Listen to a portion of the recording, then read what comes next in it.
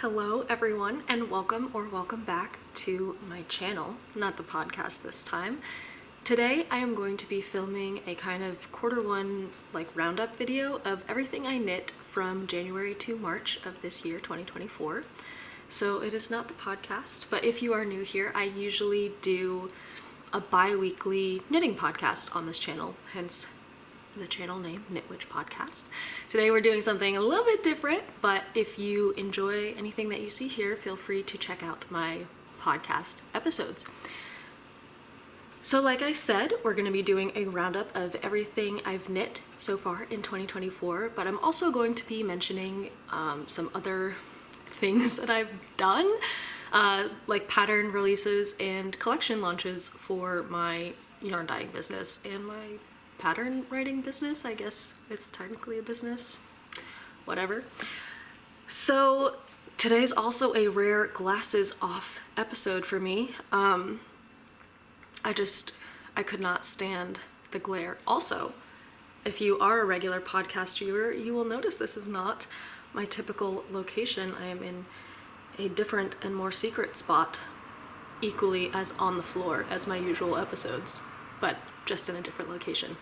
And I could not stand the glare on my glasses. So, glasses off episode. We're gonna try and read without them today. I will be using my phone to go through my Ravelry project pages. I will link some things down below. Whatever I feel like is relevant information, I will link down below. But I will be using my phone to read you names of things. Okay, so let's start off with my stats. I have a little notebook here that I have everything written down on. So far this year, from January to March, I finished 14 knitted items. 11 of those items were socks, and 10 of those were gifted. I finished 2 hats, both of which were gifted, and 1 pair of mittens, which was also gifted.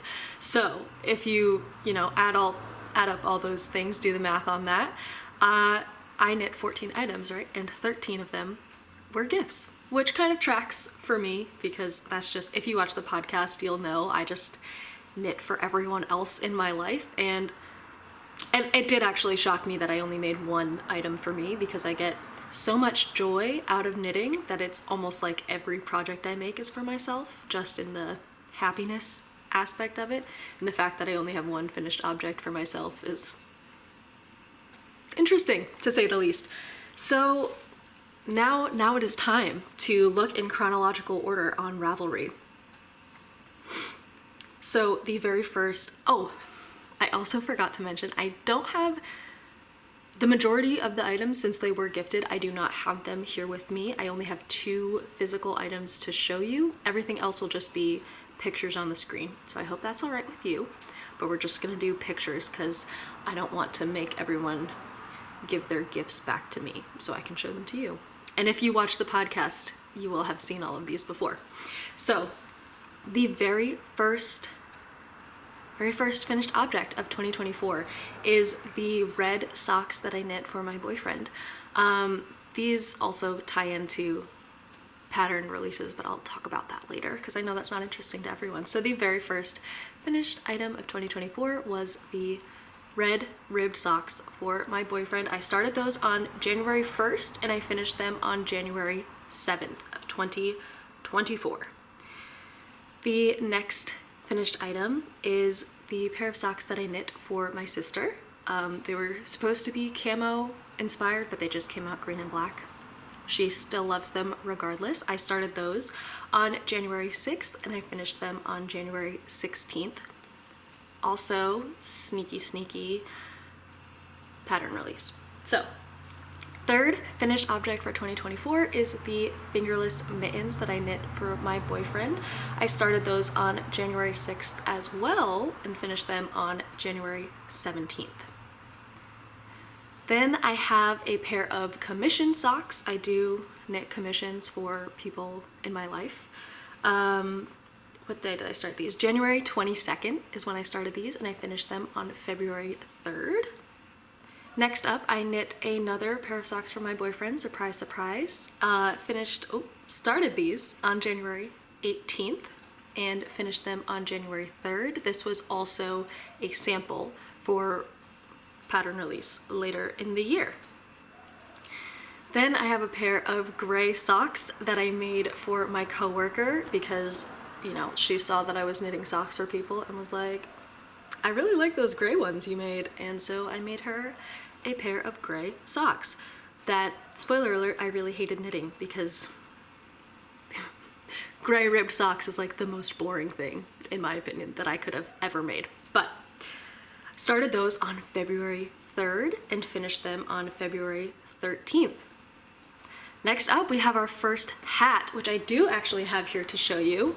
So this is my Mussel Faker hat, the first of what will be many.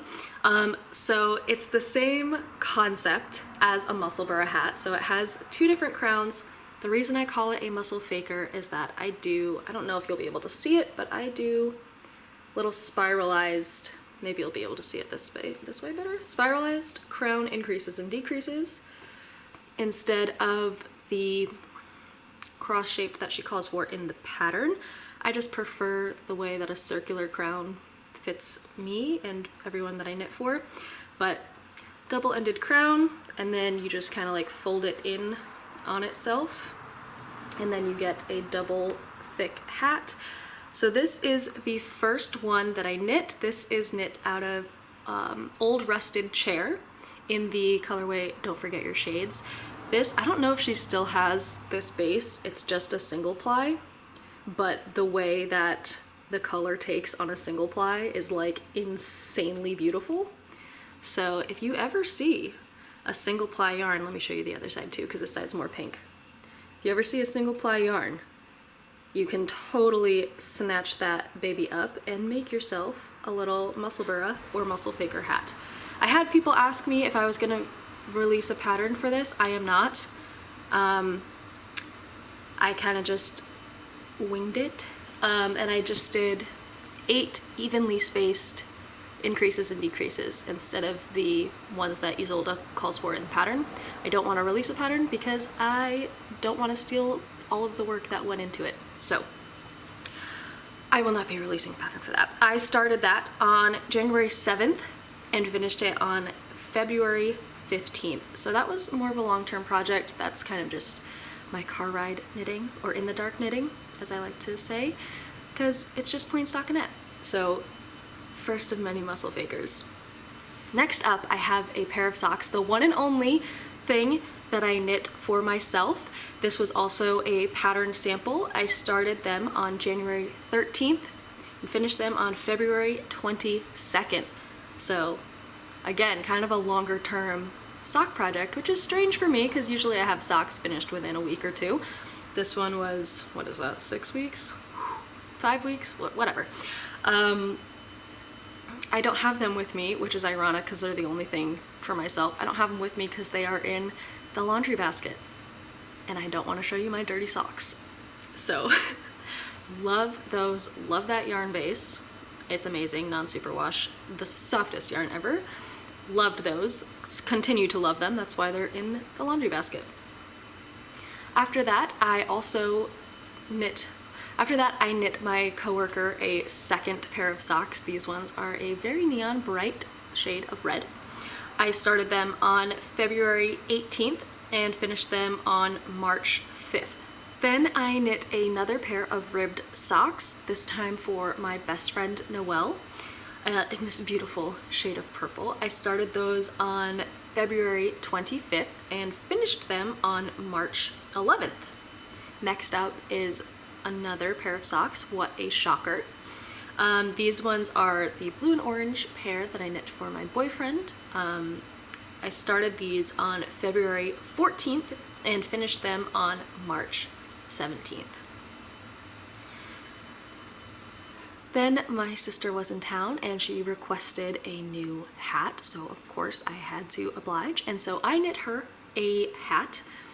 You will have seen this in the most recent podcast episode. I started this on March 15th and finished it on March 18th.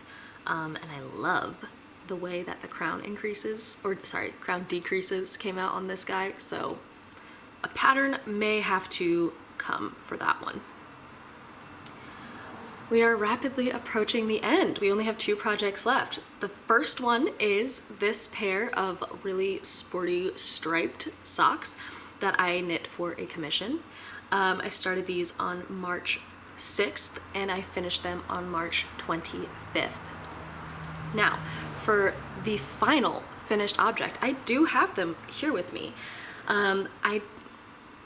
These are a pair of socks that I knit for my dad. It's his first pair of knitted socks. They're so cute. I started these on March 18th and finished them on March 31st. So just under the wire on these guys. Let me hold them up close to the camera. Maybe one at a time would be better. So this was a yarn mop from my yarn dyeing, and I just have some ribbed columns up the sides. I showed these as a work in progress on my podcast. Cover my face so it might actually focus. But look at all of this like rainbow goodness that's in here. Freaking awesome, right? So I showed these as a work in progress on my podcast, but I did not have the finished object, and now you have seen something that the podcast will probably never see, because I stole these out of his folded laundry.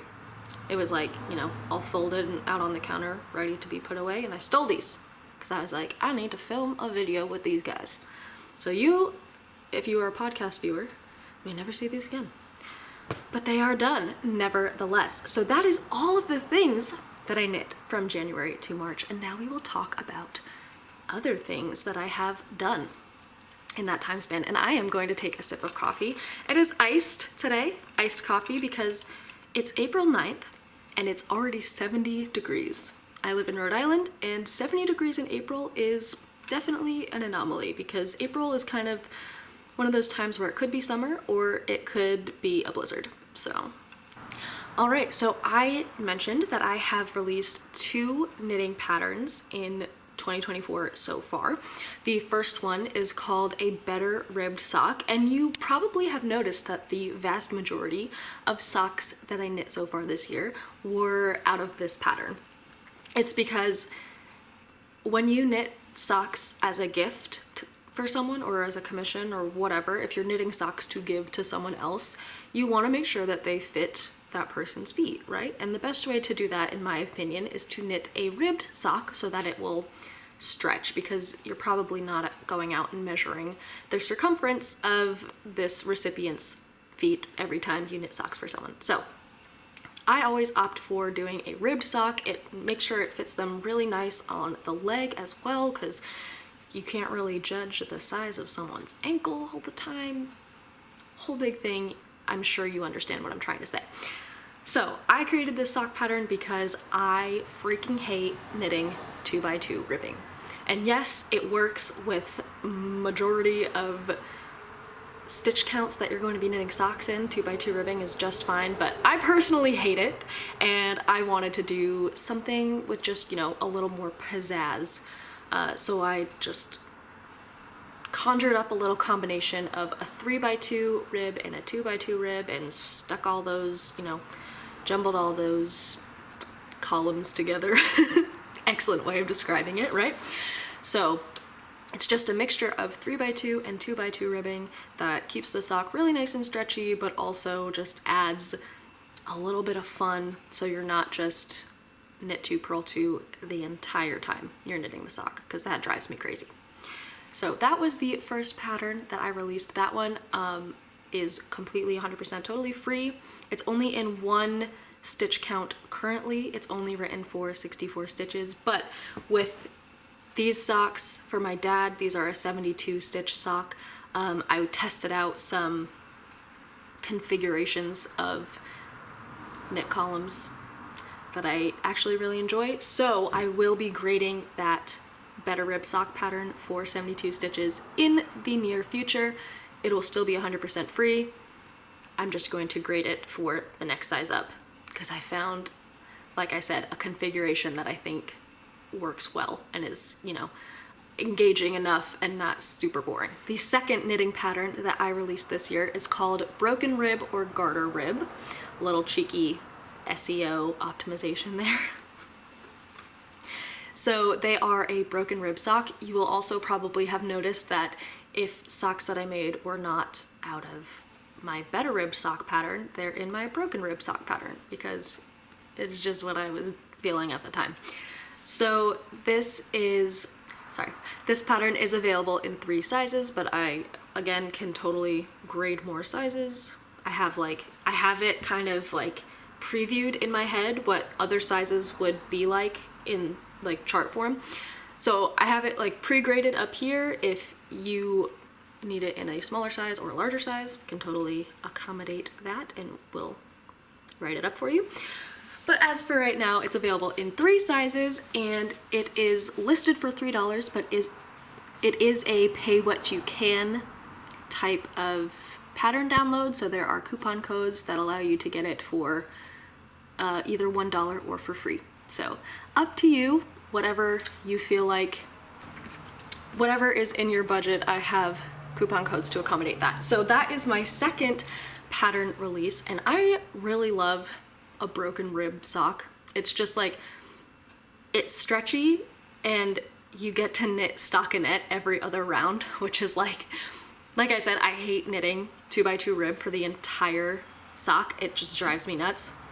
So getting a broken rib sock pattern where you have that like breathing round of plain stockinette, like, I love it. I think a broken rib sock is chef's kiss. And also the cuff on those socks is a little funky, which I really enjoy. Just gonna put that out there. There's like, the way that I designed it, that's also like my thing, is I need the socks to be like symmetrical, mirrored like down the middle. So that's my other biggest thing that I hate about knitting like just a regular 3x1 broken rib, because one side has the knit column at the edge of the foot and the other side has the purl column at the edge of the foot. So that drives me crazy. So I like to mirror it so that, you know, both sides of the foot have a knit column on them or a purl column, whatever the case may be. That's just how I am. So that's how I write patterns. So the cuff also mirrors that with, you know, download the pattern. You can get it for free. You'll understand what I'm talking about. So those were my 2 pattern releases. One was in January, one was in March, which brings me to, I need another sip of coffee because I'm dying over here. That brings me to the last thing that I kind of created so far in 2024, and that is my spring, I called it tentatively New Beginnings, but you know, spring 2024 yarn collection. So in case you are unaware, I am a yarn dyer. I have my own, I am a yarn dyer. I have an Etsy store that I can link down below if you want to check it out. You don't have to buy anything, you can just look. So I think almost every single thing, yes, every single thing I knit except for this hat was in my own hand-dyed yarn. Yes, it was. So every single thing I knit so far this year, if you liked any of those projects and you were like, oh, I really like that yarn, everything was my own hand-dyed yarn except for the Mussel Baker hat I just showed you. So if anything strikes your fancy, feel free to check it out. I did launch my first ever collection. Usually I just do kind of like play it by ear and just list whatever I felt like dyeing in, you know, quantities ranging from 2 to 4 skeins per listing. This time I did like a full collection, so 6 colorways released at the same time. They kind of coordinate with each other with like a springy vibe. I can insert a picture of all 6 of the skeins laid out next to each other, or you could check out my Etsy and see them all in better detail. So I did release that collection. That was really fun to do, really exciting. Every yarn is spring inspired. If you go on my Instagram, you can see kind of like the story behind every single colorway. It's also kind of included in the Etsy listing, but more of like a short form version of that explanation of where the inspiration came from on my Instagram. I feel like I can be a little bit more personal, so there was a lot more information on there if you wanted to check it out. My Instagram will also be linked down below if you are interested in following me on there. So that was like my biggest thing that took, you know, I think I started planning that collection and kind of got that like spark of inspiration back in February, and then I released it on, I can't even remember my own collection release date. I think it was March 20th, but it might have been the 19th. I remember I wanted to do it on the spring equinox, but I forget what day that was. So it was either the 19th or the 20th. It was a Wednesday. 20th. It was the 20th. Because the 22nd was a Friday. So, what a great business person I am, right? Can't even remember my own freaking collection launch dates. So I released that on March 20th. It will be available through the end of May, so there's plenty of time to shop in case, you know, you see something you like but it's not in your budget right now. It'll be available through the end of May. So absolutely loved doing that, you know, having like a month of just dyeing the same colorway over and over, which I like having that like limited time frame to dye something, because it's fun to dye it over and over again, but after a while you get kind of sick of it. So it's fun to have it in just like a set period of time. So I will probably be doing a summer collection as well. Don't want to, you know, give too much away right now, but I do have little bubbles of ideas popping up in my head. So that is pretty much it. I think that is everything that I personally created so far in 2024. If you like this video, feel free to let me know. If you like me, my personality, my energy, anything about anything I got going on, feel free to check out my podcast episodes if you are new. I would like to thank everyone so much for watching, for taking this time out of your day to spend with me. I hope you enjoyed it, and if you did, I will see you back here again for the next episode of the Knit Witch podcast, which hopefully will be next week, but we'll see how everything goes. So thank you again, and I will see you soon. Until then, happy making!